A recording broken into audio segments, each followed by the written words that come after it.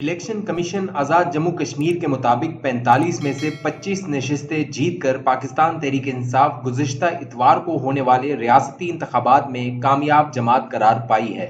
11 सीटों के साथ पीपल्स पार्टी दूसरे नंबर पर, जबकि मुस्लिम लीग नून सिर्फ 6 सीटें ही हासिल कर पाई है।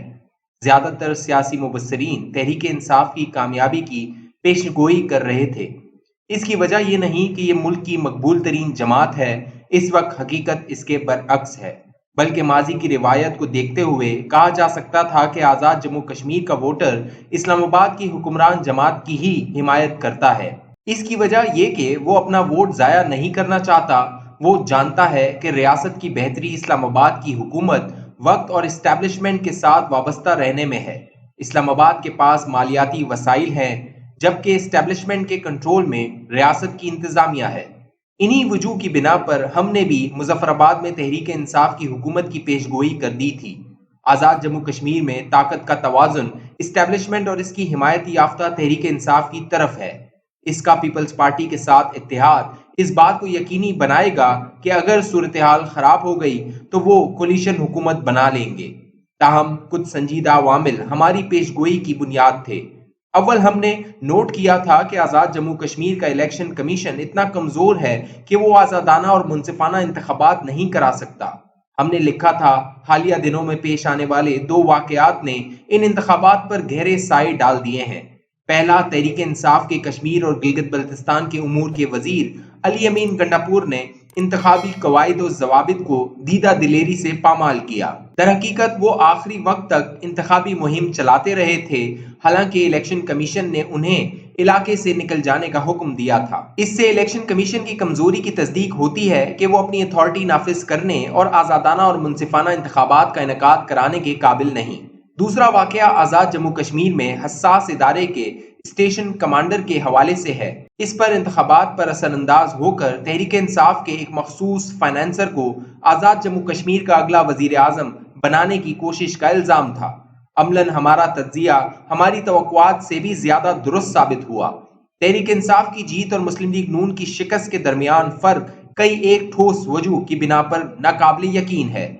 पहली वाकयाती शहादत काबिल गौर है। मरीम नवाज के इंतखाबी जलसे बहुत मुतासिर कुन थे, तो इमरान खान के जलसों में बददिली नुमाया थी। बिलावल तो इंतखाबी मुहिम दरमियान में छोड़कर अमरीका चले गए थे। अब जो नताइज सामने आए हैं वो आंखों देखे हकाइक के बरक्स हैं।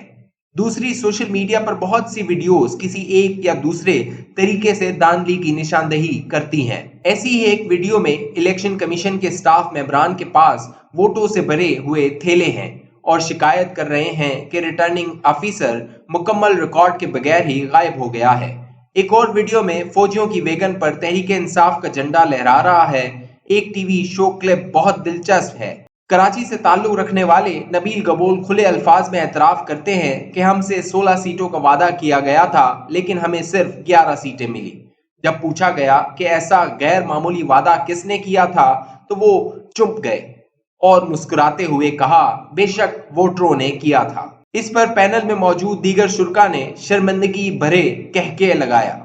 मुस्लिम लीग नून की आज़ाद जम्मू कश्मीर इलेक्शन पर तनकीद रिकॉर्ड पर है कि इसने बहुत अहम हलकों के नताइज 1 घंटे से भी ज्यादा वक्त के लिए रोके रखे।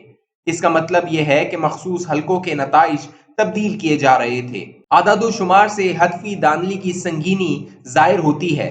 तहरीक इंसाफ ने 32% वोट हासिल किए और इसकी 25 नशिस्तें हैं। दूसरी तरफ मुस्लिम लीग नून ने 25% वोट हासिल किए, लेकिन इसकी सिर्फ 6 सीटें हैं। गैर मामूली बात यह है कि 18% वोट हासिल करने वाली पीपल्स पार्टी की 11 सीटें हैं, जिसके लिए मिस्टर गबोल का मशकूर होना चाहिए। सादा अक्सरियत से जीतने के उसूल पर इस गैर मामूली सूरत हाल की जिम्मेदारी नहीं डाली जा सकती। इंतखाबी मुहिम के इख्तितामी लम्हात में नवाज शरीफ और मरियम नवाज ने वोटरों को खबरदार किया था कि इस्टेब्लिशमेंट इलेक्शन चुराने की वैसी ही कोशिश कर सकती है जैसी इसने 2018 में की थी। उन्होंने जोर देते हुए कहा, अपने वोटों की हिफाजत करना। अगर तुम्हारे वोटों का तकद्दुस पामाल हुआ तो मुल्क, कौम और आइन को जिक पहुंचेगी। ऐसा लगता है कि इस ललकार पर वाहिद रद्द-ए-अमल इस्टेब्लिशमेंट की तरफ से आया, जिसने सब रुकावटें हटाते हुए तहरीक इंसाफ को वाज़े बरतरी दिला दी। اگر پیپلز پارٹی کو وعدے کے مطابق 16 سیٹیں دے دی جاتی تو تحریک انصاف کے ہاتھ 20 سے زیادہ سیٹیں نہ آتی، چنانچہ مظفر آباد میں مخلوط حکومت بنانی پڑتی۔ زخموں پر مزید نمک پاشی کرتے ہوئے اسٹیبلشمنٹ نے سیالکوٹ کی ضمنی الیکشن میں بھی تحریک انصاف کو اس حلقے میں کامیابی دلا دی، جہاں مسلم لیگ نون 2018 میں آسانی سے جیت گئی تھی۔ اس نتیجے نے ایک سنجیدہ بحث چھیڑ دی ہے کہ اب اس ملک خاص طور پر مسلم لیگ نون کی قسمت میں کیا ہے۔ کیا یہ واضح اشارہ ہے کہ پاکستانیوں کی نظروں میں ساکھ کھونے کے باوجود اسٹیبلشمنٹ عمران خان کا ہر صورت ساتھ دینے کے لیے پرعزم ہے؟ اس نے سیاست میں غیر جانبدار رہنے کا صفحہ ہمیشہ کے لیے پھاڑ دیا۔ اس کا مطلب ہے کہ 2022-23 کے عام انتخابات بھی دانلی زدہ ہوں گے اور مزید 5 سال کے لیے اقتدار عمران خان کے پاس ہی رہے گا۔ کیا اس کا یہ مطلب ہے کہ اسٹیبلشمنٹ کو خوش کرنے کا شہباز شریف کا بیانیہ اور چیلنج کرنے کا نواز شریف کا بیانیہ ناکام ہو چکا؟ لیکن جیسا کہ کہا جاتا ہے، ہنوز دلی دور است۔ مسلم لیگ نون کے رجعیت پسندوں کو یقین ہے کہ ذاتی مفاد کے اس کھیل میں اسٹیبلشمنٹ کی اعلیٰ قیادت کی صفوں میں ضرور درار پڑے گی اور یہ سہ فریقی مثلث ضرور ٹوٹے گی جو پاکستان کو کنٹرول کرتی ہے۔ اس سے یا شہباز شریف یا نواز شریف کے لیے سیاسی گنجائش نکلے گی۔ کچھ دعائیں کر رہے ہیں کہ عمران خان سے ایسی سنگین غلطی سرزد ہو جائے کہ اسٹیبلشمنٹ کے ساتھ ایک صفحے پر ہونے کا بھرم چاک کر دے۔ کچھ کو یقین ہے کہ ناکام ہوتی ہوئی معیشت، گلیوں میں عوامی اشتعال، عالمی تنہائی، ابھرتی ہوئی انتہا پسندی، سرحد پار دہشت گردی اور علاقائی طاقتوں کی رقابت بازی کی وجہ سے ریاست اور معاشرہ سنگین بحران کی طرف بڑھ رہے ہیں۔